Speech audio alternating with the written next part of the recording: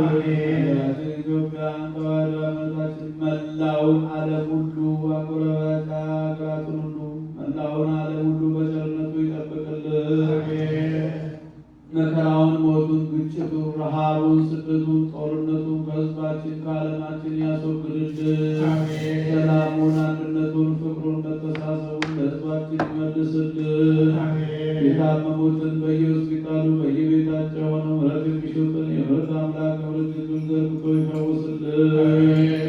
በዛሬው ዕለት መታሰቢያ የተደረገላቸው ነፍሳት አግብርቲሁ ወለተ ሚካኤል ወለተ ጻድቅ አመተ ጽዮን አገረ ሕይወት መንግሥተ ሰማያትን ያውርስልን። ቤተሰቡን ሁሉ ይጠብቅልን። በዛሬው ዕለት አብተወልድና ስመ ክርስትናን ያገኘውን ሕፃን ኃይለ ሚካኤልን በሃይማኖት በጥበብ በእውቀት በጸጋ በሞገስ ያሳድግልን።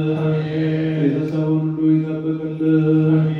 እጅግ ቤተክርስቲያን በገንዘባቸው በጉልበታቸው በእውቀታቸው በጸሎታቸው ሁልጊዜ እያሰቡ የሚያገለግሉትን አገልጋዮቿን ካህናቱን፣ ዲያቆናቱን፣ ምእመናንን ወንዶችንም ሴቶችንም በሕይወተ ሥጋ በሕይወተ ነፍስ ይጠብቅልን። ከእናታችን ከቅድስት ድንግል ማርያም ረድኤቷን በረከቷን ያሳድርብን። የብርሃን ዕርገቱ በሰላም ያድርሰን።